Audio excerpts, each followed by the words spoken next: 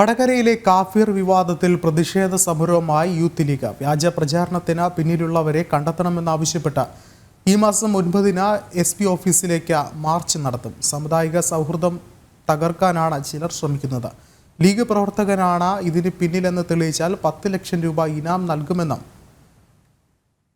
Kozhikode youth league നേതൃത്വം പ്രതികരിച്ചു.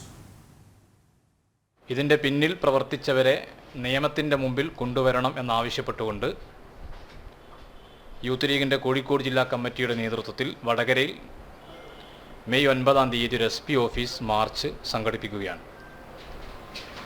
ഇങ്ങനെയൊരു വിഷയം ഉയർന്നു വന്ന 1-ാം ഘട്ടം മുതൽ വളരെ കൃത്യമായി യൂത്ത് ലീഗിൻ്റെ താഴെത്തട്ടിൽ മുതലുള്ള കമ്മിറ്റികൾ ഇടപെട്ടിട്ടുണ്ട്.